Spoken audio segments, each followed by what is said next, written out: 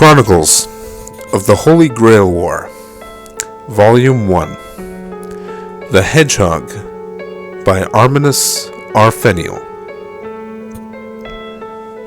For there to be peace, any at all, we must remove all manner of humans from the equation. Administrator Colton. Prologue.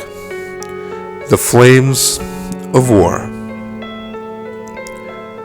The monsters and demons aren't hiding in my closet or underneath my bed. I'd be fortunate if they were that far away. No. They're all running amok inside my head, and they're relentless. It was supposed to be a training exercise. Nothing more. But on that day, a war hero walked into his own execution. Guns roared and engines revved, bullets fired from all directions, striking metallic debris of crashed helicopters and planes.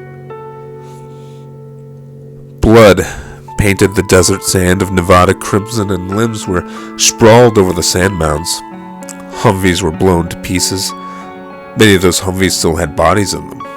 The rotting carcasses were wreathed in flames as their arms hung out the windows, blood dripping down in the sand like oil. Ghost, in his black fatigues and caviar, smelled the putrid rotting of flesh, and he heard the buzzing of flies as they roamed above the corpses littering the desert.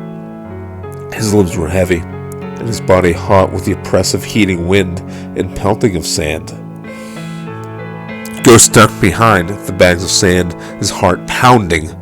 He knew his brain was searing these images into the back of his mind, never to be forgotten should he miraculously make it out alive today. But did he want to? He covered his hand with his mouth as Slithers, Ticker, and Butcher crouched to the side, hiding behind the sandbags. Gunfire finally subsided. Slithers' bloody hand covered her mouth as she stifled a cry, knowing that even the slightest sound would give away their position from the Americans. The Americans they swore to protect and fight for. Did they? Ghost took several measured breaths. His heart pounded, trying to free itself from his fleshy prison. Doomed to die. He cursed to himself, swearing under his breath. His right hand trembled, his finger crossing dangerously close to the trigger, ready to fire into the scorching hot sand. Words rattled inside his mind like an echo chamber. Treason. He felt the ground around him suddenly tremble, just like his hand did. He stifled a gasp. He jerked his head upward, still covered by the sandstorm. Humvees rolled over the dirt of the desert, driving on roads and shifting the sand around its line of driving. The Humvees drove past, and he was allowed a moment's rest. Just a moment. No telling when the helicopter would soar overhead and ping his location. What is happening? I don't understand any of this, he thought to himself. Time to go, he said. His eyes scanned the horizon while peering his head just above the sandbags. Ghost. Butch's face was grave, her hands trembling at her side, her teeth gritted. Why did we do nothing? They're dead because we did nothing. What did you do? She turned her head to him, her blood-stained hair swinging in a tenacious snarl. I did nothing. You did nothing. They did nothing, he replied, knowing full well bearing the guilt of killing before them down there. That was his fault. He let them die. As always, whenever lives were lost, Sar felt weaker, being restrained by those imaginary lies that occasionally, if by accident, rose up to the surface of his skin. The guilt swept over his chest, his heart felt like it was bleeding inside his chest. You and I both know none of us were making out alive tonight. These last few moments are going to be the most defining moment in our time. We were born to live and die in obscurity, but we need to go. What? We'll see them again before the night is over. On the other side. A tear escaped his eye. But damn it all, we are blowing up Area 51 and taking every last one of those sons of bitches with us. That will be our legacy, and perhaps they'll learn their lesson not to repeat this mistake ever again. We're just unlucky. That's all. We're just 32 monsters who got the unfortunate short stick. Ghost, that is not enough. We need to do more than just bang. Ghost saw a flash in the distance. The bullet howled, whistling in the air. He immediately turned his face to Butcher. Knowing the trajectory of the bullet, he was filled with a sense of dread, and he opened his mouth to scream, but nothing came out. Butcher was next, and then there would be three. He winced as the flashing bullet grazed his cheek. His heart raced as the shot missed him, and his pupil watched the bullet in front of him spinning as it soared through the air. He was in a daze, not knowing how the sniper knew they were here. Watching the firing squad. Or was he watching all along? The bullet penetrated Butcher's eye. Ghost's brown eyes opened wide as he gasped. Blood sprayed all over the place as she was knocked down with the bullet shards entering out the back of her head. Fortunately for her, though, blind in one eye now, and in excruciating pain, all the shards miraculously missed the brain. Ghost blinked as the blood sprayed. Tigger ducked down immediately, pulling out his Barrett M82, relaxing his grip. His eyes scanned, aimed down the barrel of his rifle. His rifle swiftly swayed as he surveilled the sandy horizon for the sniper. He found the sniper. The bright reflection of the scope got his attention as the sniper was taking aim again. His trigger finger curled around the trigger. The trigger clicked back. The rifle shot immediately and flared the end of his barrel. The round reached the sniper's cover, forcing the sniper to pick up his rifle and hide in a different location. The gunfire was so loud that it nearly deafened Slither's ears, who covered them with both her hands. Her face grimaced and tears streamed down her face. Her limbs trembled and her eyes were gaped open. Her brown hair dribbled blood on the ground from their sides. Ghost heard the ringing in his ears, just like everything else. Hand-me-downs for earplugs. She cackled a raspy laugh, her voice cracking. Pain. It hurts. Ghost, it fucking hurts. Isn't it great? I can feel pain. Her tone became soft, her arms and fingers trembled, her other eye wide open. She set one hand over her wounded eye, and blood seeped through the cracks of her fingers. She took several deep breaths. Did they feel it too? She sat up and ripped off a piece of her sleeve and wrapped it around her eye. I bet I look dashing. Damn it all, we can't just sneak back there then. Butcher struggled to get to her feet and drew her MK-16. You said it. We're not getting out of this alive. Not one of us. I'll buy you time. After tonight, we're going to make sure they know never to mess with Task Force 7 again.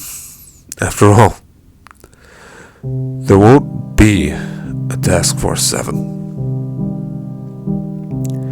Butcher jumped out from behind the sandbags, latching onto a flash grenade, tossing the black cylinder. She closed her eyes. The grenade made a deafening explosion with bright white lights with the soldiers nearby. Noise deafened more ears as she aimed her rifle down, firing at the temporarily blinded soldiers, staggering over their own feet, some stumbling for cover behind sand mounds. Soldiers further away started firing upon her. Bullets pelted her limbs. As if on instinct, she pulled out another smoke grenade and dropped it at her feet. "Run, damn it!" Ghost, Ticker, and Slithers immediately turned around and sprinted away from the execution zone. He could hear the rapid gunfire from the distance. He could hear the whirring of the helicopter blades in the distance with his overly sensitive ears. He must stay focused on the mission. Ignore the fact that this was the last time he would see Butcher again. The remnants of Task Force 7 rushed at their inhuman pace, kicking the sands with their strides with Shrouded behind them. The sand got into their boots, heating their feet. Area 51 was not far from them. The base, which kept so many people away successfully, would be penetrated and devoured from within the rage that filled what remained of Task Force 7. It was at this time, much closer to his objective, did Ghost picture Butcher lay dead, face down in the scorching sand, blood streaming out of her body after being pelted with bullets aplenty. He pictured she died with a defiant smile, fake one, but perhaps this one in his mind was genuine. He heard the whirring of the helicopters and felt the rumble of the ground, with tanks and armored vehicles with heavy machine guns mounted on them driving in this direction. What remained of Task Force 7 departed with such haste they couldn't hide their tracks. It's okay. It's okay. Nothing's going to change tonight. We're all going to die. Have I accepted it? Butcher, I'll see you soon. Ghost blinked his eyes and tears streamed down, and his face cringed as he stifled another childish cry. Ghost, do we have a plan, or am I just blowing a hole in the front? This was supposed to be a training exercise. I don't have time for briefing. Just get in, kill everyone, blow the hole. We go down to the facility to blow it a second time. Ghost snapped. Nothing about any of this is normal. Maybe with this distraction we can make it. Slithers never took her eyes off the horizon from them. Don't hide it, Ghost. Don't give us hope when there is none. There never was. That promise was bullshit. We can't blow it up if we're dead now, can we? Ghost answered angrily. Ticker, Slithers, switch. Ticker, while you're running, I need you to prep that bomb. We won't have time to do it when we get there. Ticker let out a deep sigh as he shook his head, his brown hair dropping, crusted blood, slowing down to let Slithers pass him. If I screw up, we're going to be dead before we started.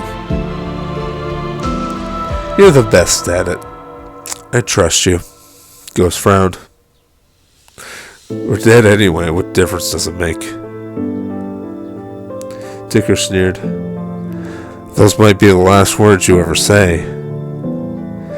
Ghost saw Ticker swing his rifle over his shoulder and pull out a large black device out of his satchel, which was marginally larger than a claymore.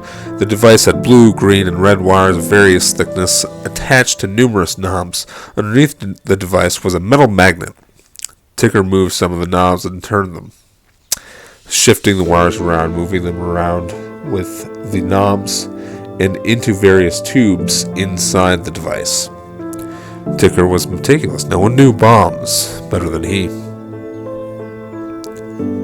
Ghost saw the chain-linked fence with guards stationed around, walking back and forth, patrolling the perimeter. The strobing light swayed in the distance from the sentry tower.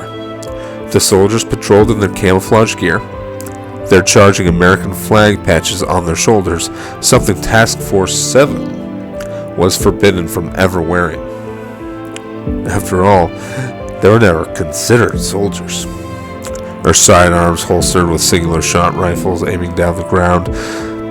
There were some unarmored Humvees resting around with drivers inside, and other soldiers moving heavily reinforced crates onto trucks. Their eyes seemed to scan the perimeter and the horizon.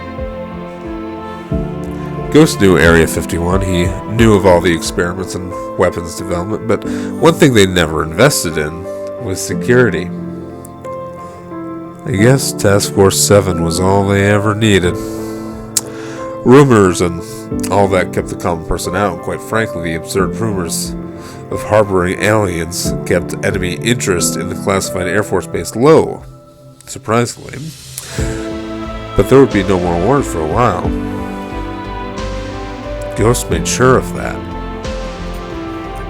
I can't afford mistakes. However, I can't afford the time necessary to prevent them.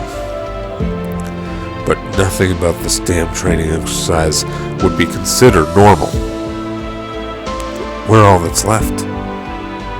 Ghost thought to himself as he considered his options. Slithers, kill him. He ordered from behind, raising his rifle. His eyes barreled down the iron sights. Ghost noticed before he looked onward to something else, Slithers sighing heavily and shaking her head. She was exhausted.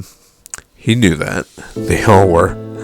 Fighting these wars for years was finally taking tolls on them. But this battle, or training if they want to call it that, this was taking an entire toll on them mentally. Killing soldiers with faces they recognized. Ghost heard the sound of her rifle firing several controlled shots. They found their targets' heads, blood sprayed out of their bodies as they collapsed onto the ground. The ruckus of gunfire soon followed in front of them as the loud alarms went off. Ghost lobbed grenades swiftly out to the fence. It shattered the foundations hidden underneath the gates, forcing them open. Soldiers swarmed out the buildings, their eyes already aimed down their holographic sights, training their aim on Task Force 7. Slithers slipped through and made a beeline to the left, dodging behind a building. Ghost moved in front of Ticker as he laid down, suppressing fire. His heart jumped as bullets came for him. The temperature dropped, red veins covered his eyes as the bullets fired. They appeared to slow. He could track their trajectory, moving his body to avoid being hit in anything vital. The bullets pelted his arms and legs, but none were of a high enough caliber to sever him. Ghost knew these soldiers never saw real war, and their weapons were inadequate to the likes of him. A monster. Ghost felt the wounds, the warm blood trickling down his legs. He felt the lead penetrate his body like needles and tore through the other side, spilling more of his own blood behind him. He felt the temperature drop around him as Ticker finished his calibration behind him. But what he could not feel was pain. Yes, they even took that away from them. From all of them. Butcher? What does it feel like? Slithers rushed behind another building, shooting other soldiers who were distracted with Ghost and Tigger on the entrance. She tossed a flashbang in front of her as she dodged behind the cover of some wooden crates. The crates were not ideal. The bullets would shred the crates, sending debris, splinters, and ballistic fragments. Sparks emitted from the crates upon impact. Bright white lights emitted from the black cylinder as it exploded, blinding the soldiers nearby, some of which ducked, attempting to find some cover. Slithers breathed out, jumping over the crate with her eyes, aimed down the barrel of her rifle, swiftly pulling her trigger, gunning down the disoriented soldiers' bullets penetrating their chests as they fell. Reloading, she jumped behind a crate where another soldier was down. He swiftly moved up, and fortunately for Slithers, he was in perfect melee range. He swung his rifle at her. She blocked this up with her own arm, hastily pulled out a knife. The blade impaled his throat. She twisted the knife, rending his neck. She ran behind the last line of defense and up toward the sentry towers, aiming up high, and unloaded into the sentries, pushing on the alarms for more soldiers to come up from below. Slithers fired upon the last line of defense from behind. The remaining soldiers were immediately killed as bullets penetrated their corpses from numerous directions. Ghost raised his hand and dropped it, motioning to Ticker to follow him as he ran to Slithers. Slithers, turn that damn alarm off. Slithers went to the sentry tower, climbed up the ladder, and shortly after, Ghost saw her in the tower. The alarm stopped. Ticker, plant it right here. Ghost pointed to the ground where there appeared to be a barely noticeable crack in it, signaling to a door for larger vehicles to come in and out of the base. Ghost noticed a little crack in the ground with some sand which blew over their feet, and the sand itself poured ever so slightly into the crack. He knew this much larger door was for much larger machinery. This would be the best point of entry after all. Every unfortunate soul down there already knew trouble was coming. He glanced over to Ticker and pointed out the crack. Ticker took out the device and attached heavy-duty magnets on the bottom, planting it upright over the door. Ticker flicked a switch and a red light turned on. Ghost exhaled deeply, and he flicking just a moment to reflect on the magnitude of what he was doing. Take a moment to realize this was going to be the closest thing to a funeral they would ever get. We'll wait, Ghost said with panted breath. We'll wait until they get here. The remnants of Task Force 7 pulled corpses together behind a building about 15 meters from the explosive. Ghost took an arm from one of the corpses and cut it open, pouring the blood over his face. The three of them pulled together some larger crates in front of the body of corpses. Ticker and Slithers followed his example as they hide underneath the bodies, their eyes open, watching. They all took measured breaths, allowing their heart rates to finally slow down as they hid underneath the massive bodies. They had been racing ever since the first shot was fired, and none of them remembered how long ago that was. 3 days? A month? None of them had any sense of time anymore. They hadn't slept since it started. Time had passed. Ghost couldn't tell how much time, but he knew it was long enough for the enemy to regroup from Butcher's efforts. But they took far longer than necessary. Ghost assumed security below was waiting for further orders before coming up from their little foxhole. Perhaps General Snells assumed that the modest force at Area 51 would hold them off long enough for an appropriate response. One thing was for certain. General Snells was coming for them, and he never left a stone unturned. Ghost knew this from working with him for the last decade and a half. They certainly took their time getting here. Ghost saw the soldiers walking on the premise. He saw their gazes and their heads turning, looking at the carnage. He saw their eyes always aiming down the barrel of their rifles.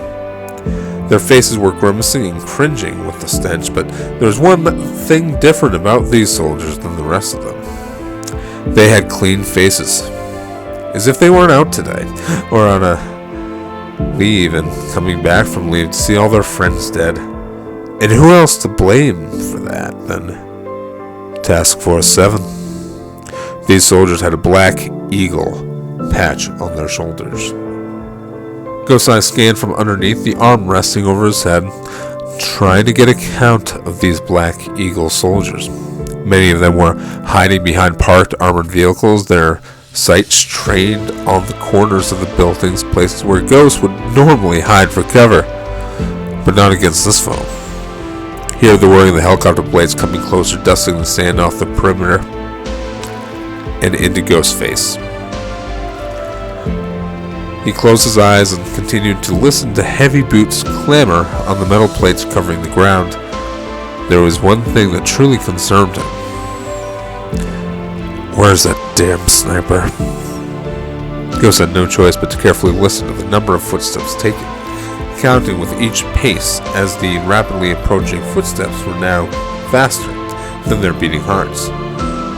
It was impossible to discern where precisely they were, but they likely marched down the middle as he suspected they would, right to the device he knew too well.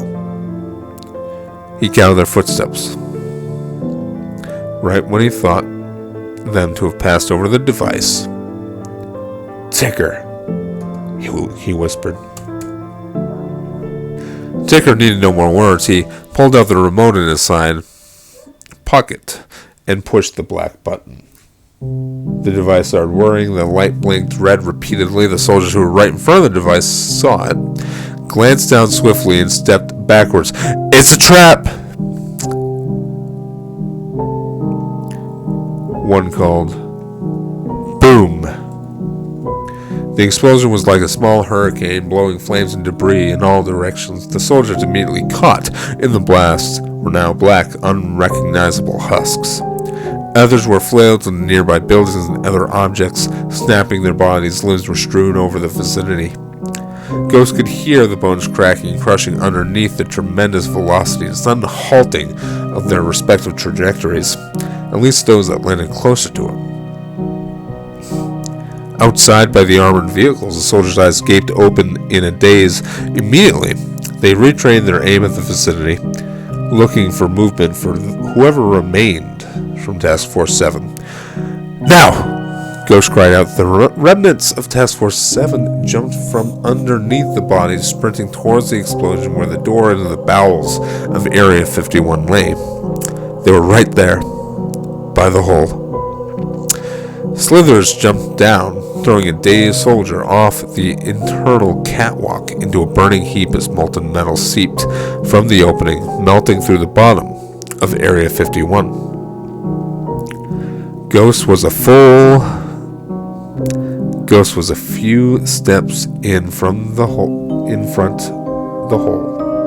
and Ticker followed behind them.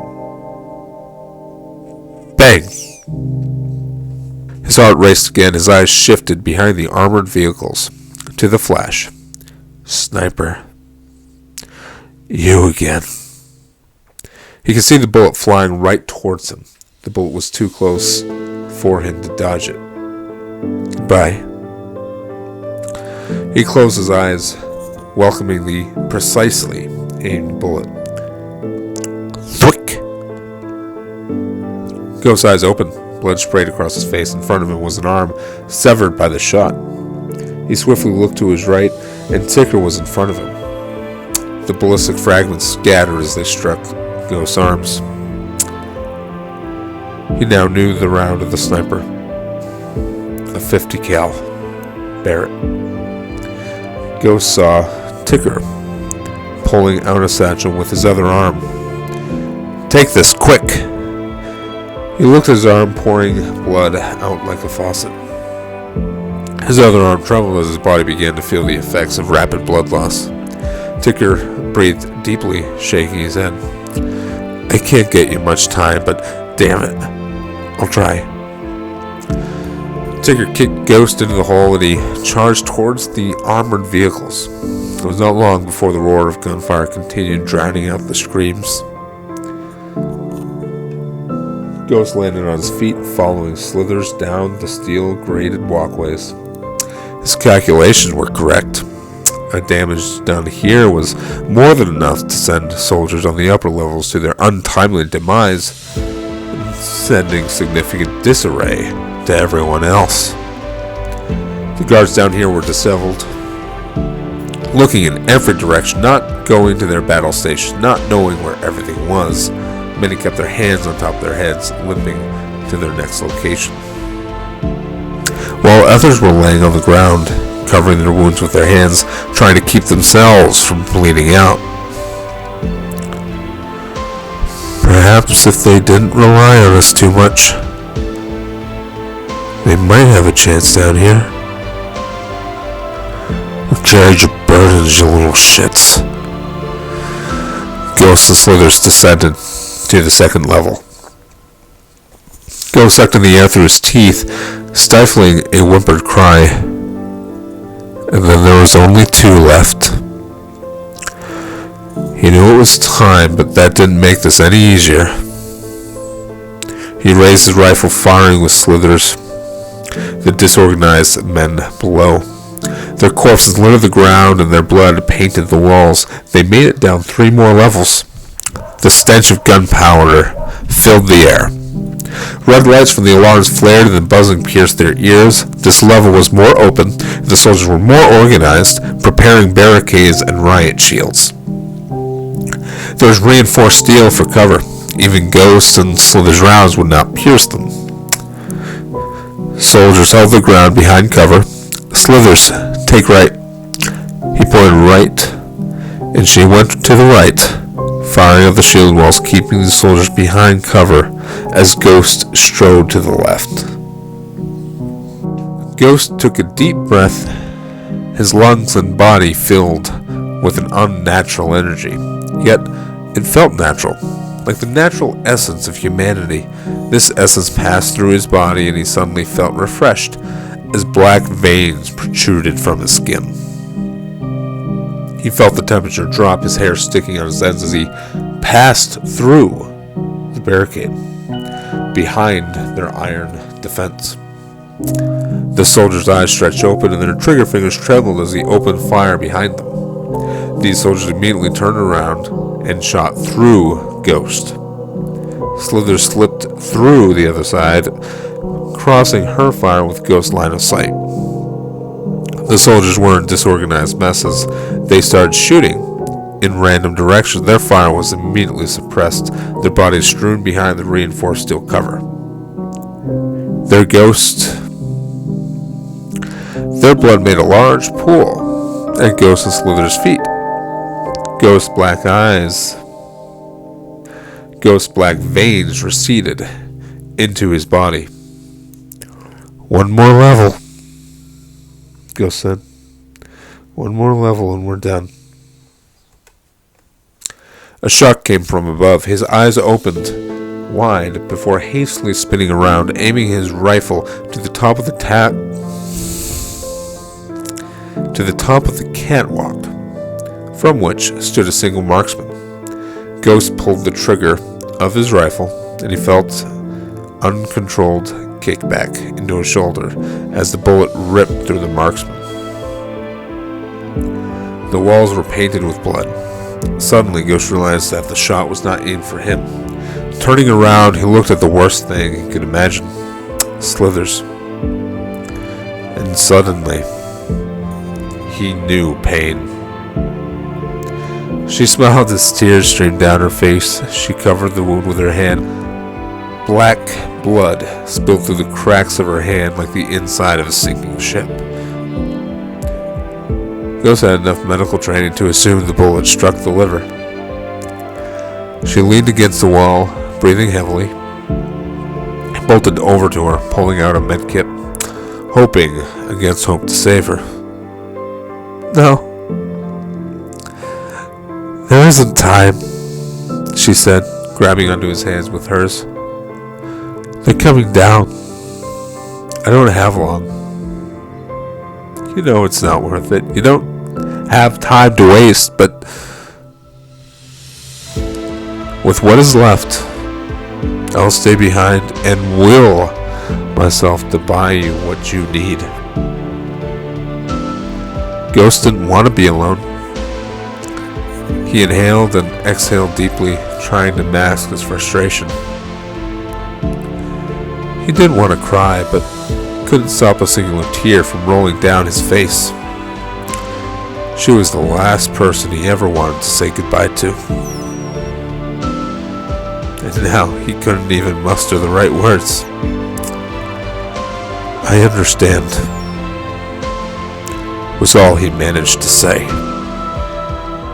He turned and sprinted to the set of stairs heading down to the last level.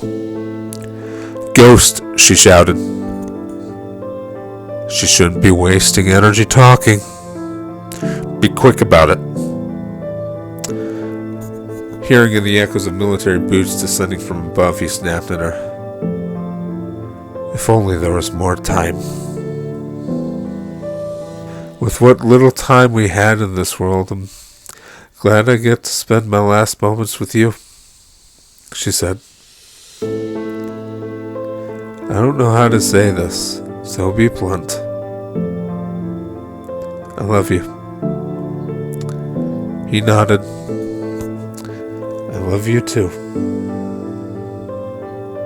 Ghost, if by some miracle you make it through this, promise me this, that you will live and hold no hatred in your heart for the hell we've been through. Promise me that you'll find another light. Even a small, fading one should suffice. Now go, there isn't time. Another tear escaped his eye. He could find no words. He nodded to her and turned. This isn't fair.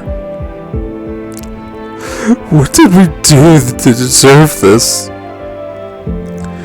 He sprinted down the stairs, down into the next level.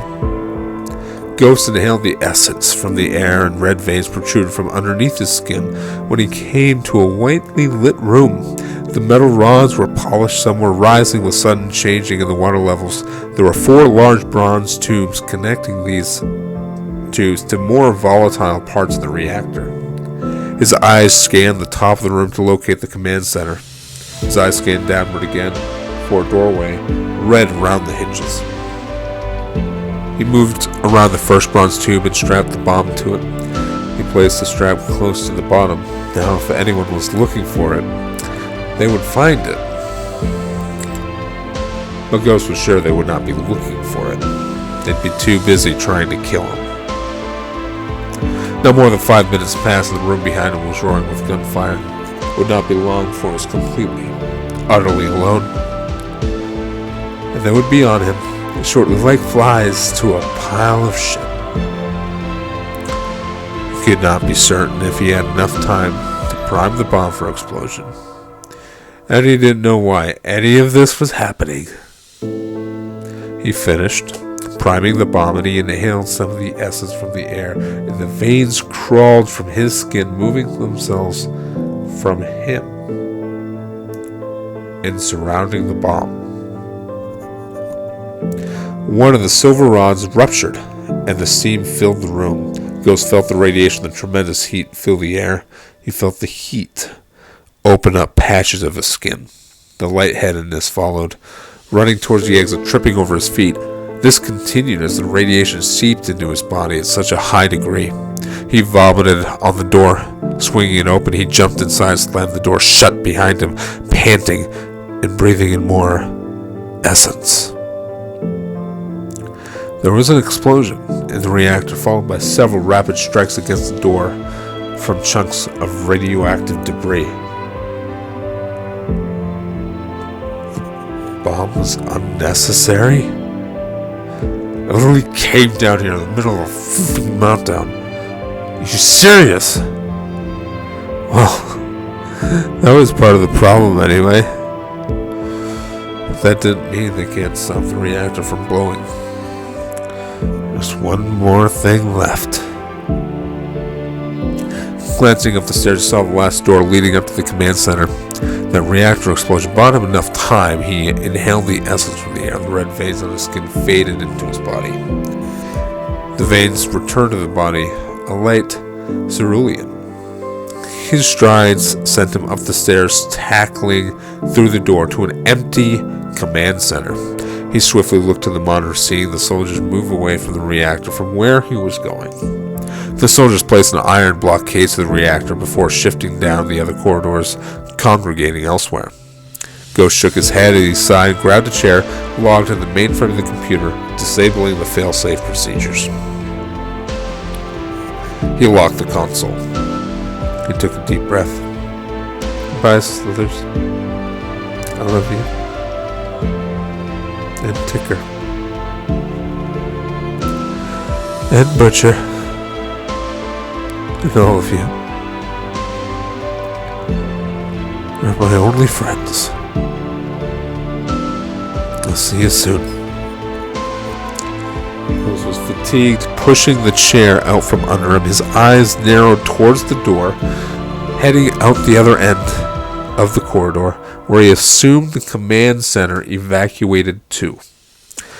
He took a deep breath of relief. This last-minute mission was to be a success, but now he had to pretend to want to make it out, to keep them away from the command center, to reset the protocols.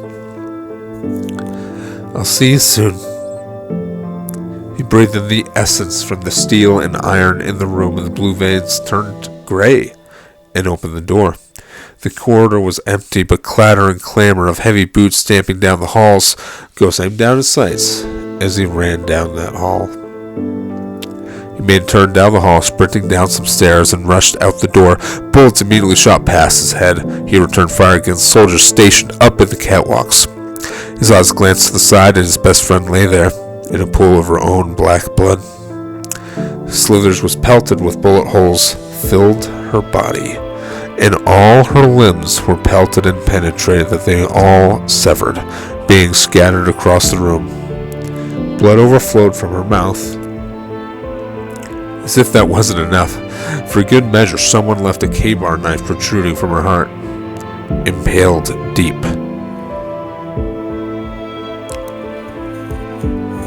One month ago, Slithers and Ghost were laying down in the fields of Paulding Forest, laying down in the empty space, staring at the break in the trees. The moon and stars shone bright this night.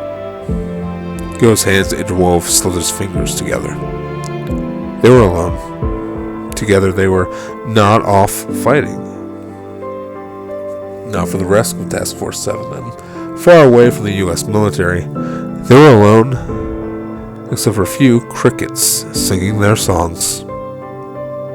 Ghost felt her fingers tightly grip his, and she pulled him to his side, and they locked eyes. Slithers smiled that smile, but bags filled her eyes with exhaustion. The same bags he always wore upon his face. We'll be free soon, she told him that night. But she held that smile curled upon her lips. The ground sparked as bullets continued flying towards him. He laid down suppressing fire. He lobbed a smoke grenade on his position, lobbed numerous grenades down the hall through the catwalks. The halls echoed with gunfire as the smoke obscured his visibility. Taking off his equipment vest, he ripped another vest off a corpse. Several more bullets came closer, penetrating him in the limbs and chest. Coughing, he donned on an enemy's vest. He sprinted through the smoke, firing at soldiers hiding from behind the cover of the other rooms. 3 levels to get to the surface. Just 3. Ghost grimaced, grinding his teeth as the fire from the guns lit up the face around him. His watery eyes glimmered with the bright lights of bullets emitting from the respective rifles. Bullets which struck him in the silver veins sparked around him. He never blinked as he rushed to the stairs. Clunk, clunk, clunk. A drop grenade clinked against the stairs as it fell. The echo to Ghost was louder to him than the constant gunfire. His attention shifted, focused as he was in mid-stride. The grenade started flashing fire from behind his pineapple shape, sending shards everywhere. Instinctively, his veins breathed in more essence, and he felt refreshed as if water coursed through his veins. He knew this was unnatural.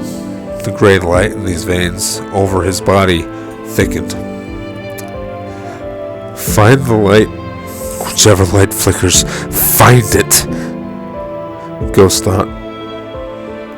The explosion sent the shards piercing through his body, ripping out through his back. Blood sprayed out. He felt cold as blood dispelled from his body. The explosion propelled him backwards. He landed on the ground, rolling onto his side. He immediately stood up and sprinted back to the stairs. He aimed down his iron sights as he reloaded his rifle with a sleight of hand. He charged up the stairs, screaming as the gray veins persisted on his body, aiming down the iron sights, shooting everyone in his path. His aim was never faulty, despite the lack of spirit he had. His spirit felt like it was a man, hanging from a noose over the Grand Canyon. His heart was empty. He stopped caring as the bullets penetrated these monsters' bodies, letting them plop to the ground like empty husks, being prepared for their tombs. He stopped caring about the lives he was taking. He stopped caring about the country he fought tooth and nail to protect, but more importantly, he stopped caring about his life. He ran, leaving his trail of blood behind him as he made it to the next level, which had little more cover than before. He suddenly jumped over fallen filing cabinets. Bullets sprayed from above as the roaring continued with heavy machine gun fire. More of that essence filled his body, and the veins of his body swelled, clunk, emitting more gray light into the room. Bullets hit Ghost, but they struck the veins, coming to a halt. The bullets shattered and fragments deflected off his body. He still felt the impact push vibrations through him. So much blood. I fought for this. I never would have if I knew this was going to be the futile result. Peace? Is this your idea of some cruel joke? Because this isn't funny, and I'm not laughing. He cried out loud, his voice screaming into the halls, his voice only silenced by the roar of the flames. He made it through another doorway. Boom! A great ball of fire was hurled at him from the other side of this level. He swiftly turned, being hit by a burning filing cabinet. He felt the warmth of the flames, and the immediate thrust bruised his arms. His firm grip was nearly ripped away from his rifle. The filing cabinet pinned him against the wall.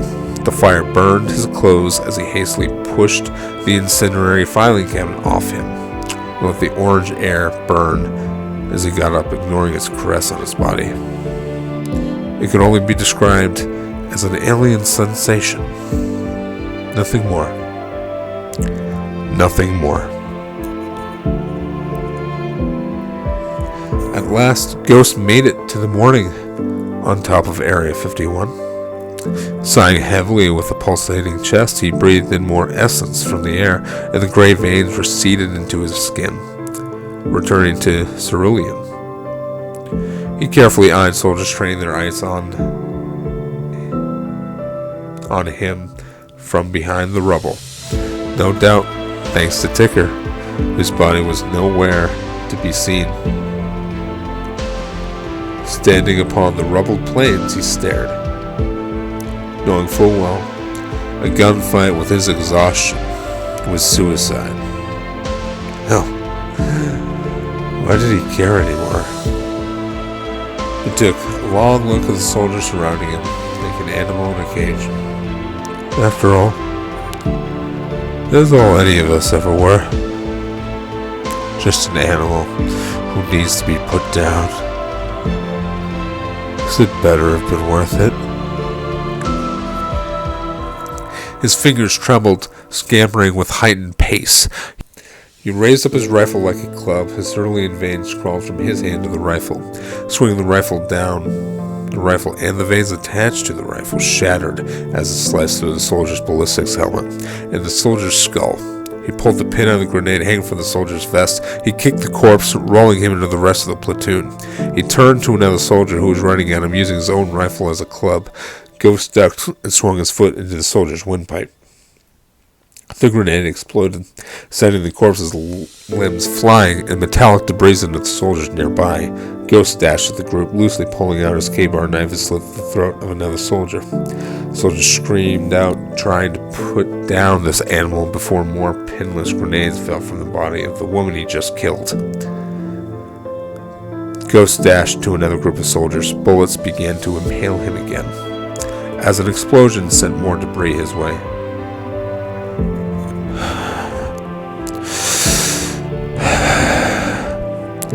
Only one platoon left. Ghost struck the man in the chest with a knife. The soldier, who had some life in him, ripped out a pin of a grenade as he stabbed Ghost in the arm, twisting the blade. Ghost felt the blade twisting in his arm, but the pain was just as elusive as ever. Ghost ripped out the knife from the soldier's hand, stabbing his tendon, ripping himself away before the grenade blew. Shards of fragments of the grenade penetrated Ghost, ripping apart flesh. His fingers trembled again.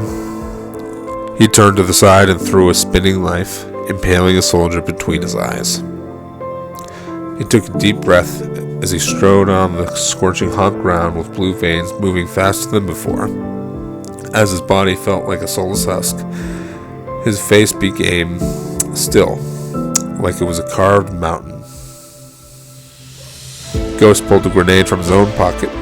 He pulled the pin out and threw it behind him. He pulled out a second grenade. He pulled the pin out of the second grenade, lobbing it behind him. He started slashing at the soldier's nest with a knife which dulled. The grenades behind him blew. The roar of the blast was deafening, and the dying, gurgling scream of the soldiers behind him continued.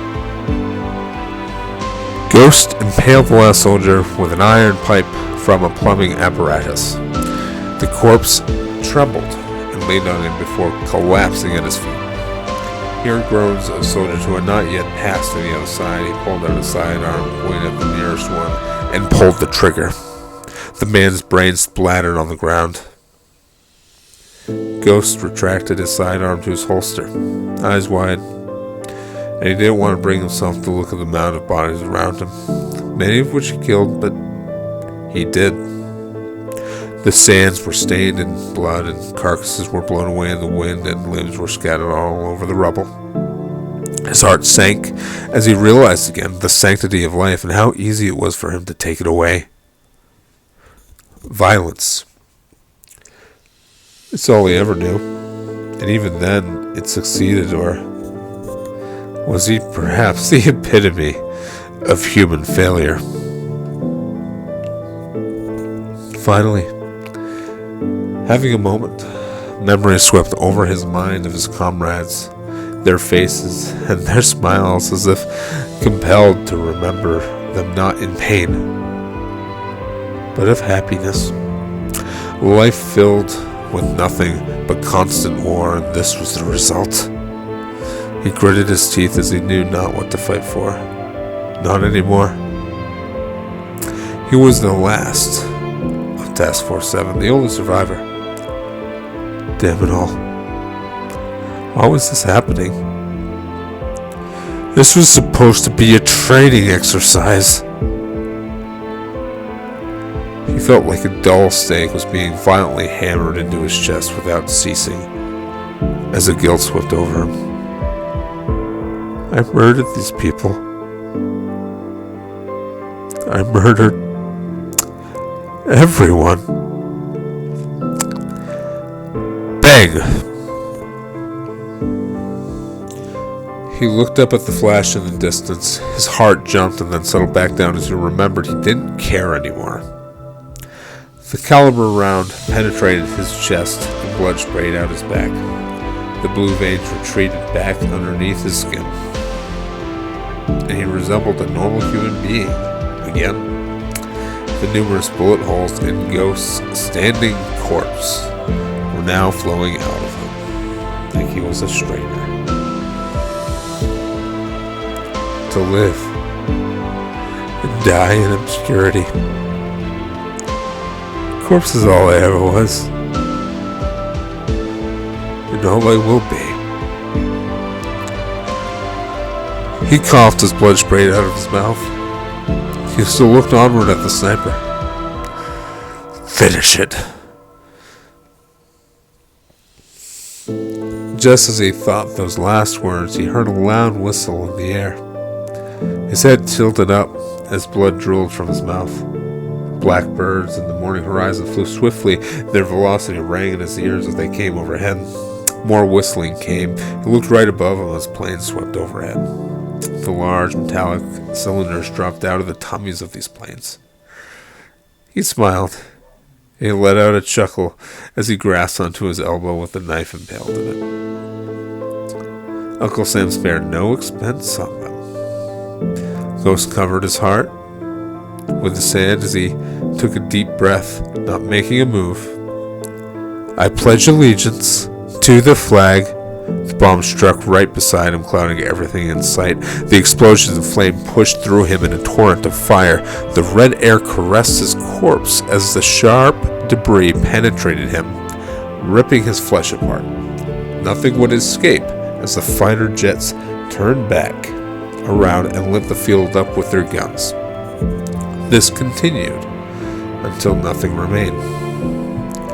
Area 51 became a crater filled with rubble, limbs, and burnt faces, melted dog tags. The smoke was filled with radioactive particles, and the ground became a hazardous wasteland.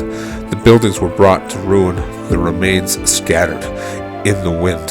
Blood watered the ground every single inch.